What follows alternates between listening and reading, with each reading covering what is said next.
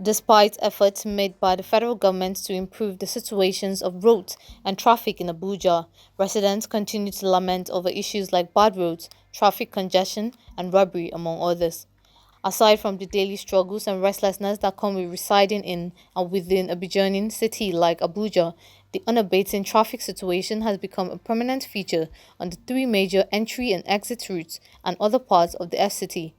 The entry and exit routes include Kaduna Kubwa Abuja, Kefi Kariyanya Abuja, and the Gwagwalada Airport Road, Abuja, which constitutes a pain in the neck for the average motorist. Some of the roads on this route are in bad state, and the federal government over the years has continued to promise the residents that they will be worked on.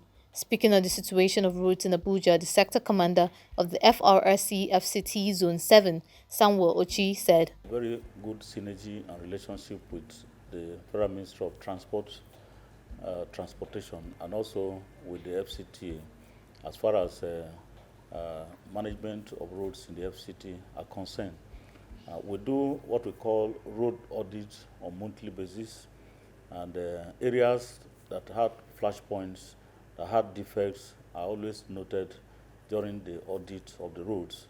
And this information is sent to relevant government agencies on monthly basis.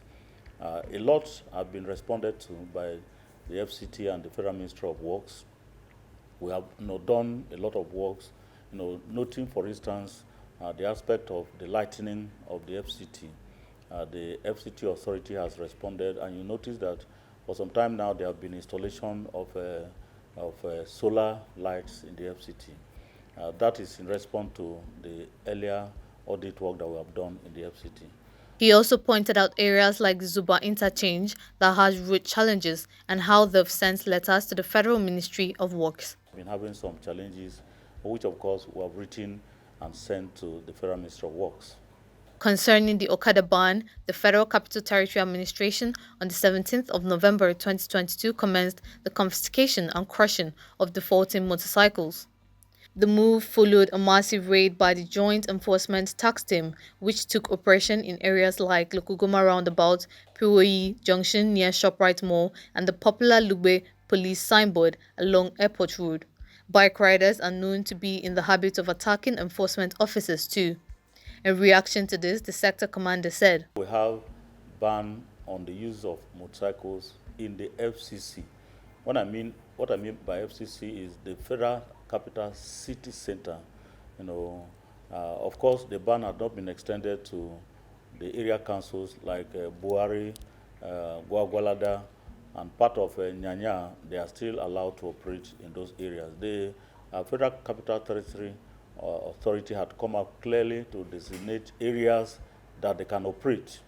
And areas that they cannot operate, of course, it is also well spelled out.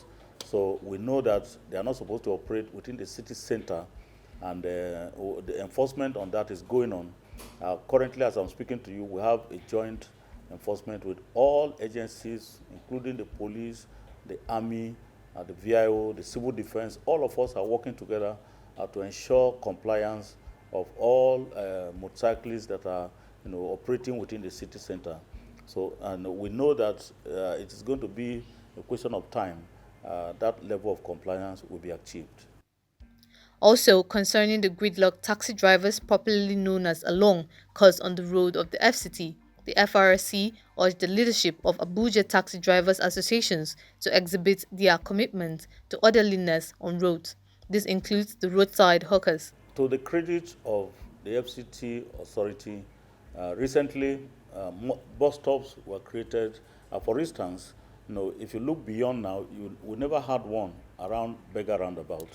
But today we have provision where these taxis should park and pick their passengers. The same thing is applicable to Area 1.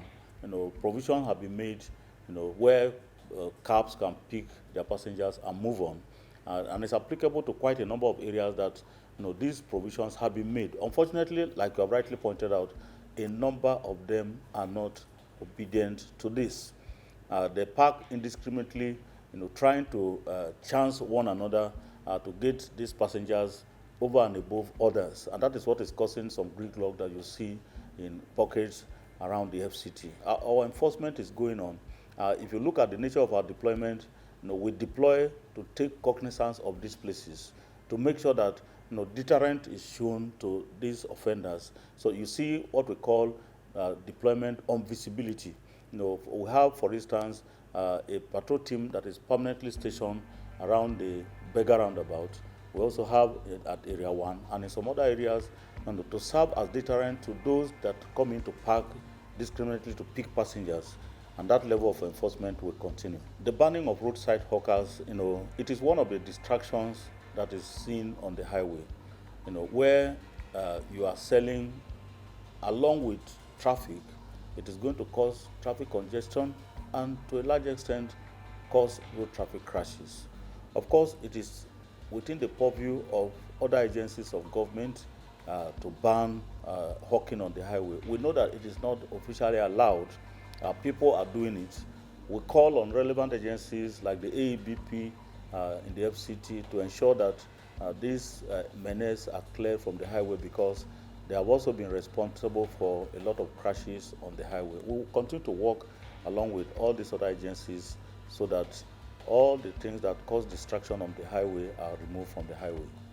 Ochi further advised the general public, especially motorists, to reduce their speed and, if possible, avoid night journeys, while mentioning the ugly incidents that happened along the Kwali Abaji road.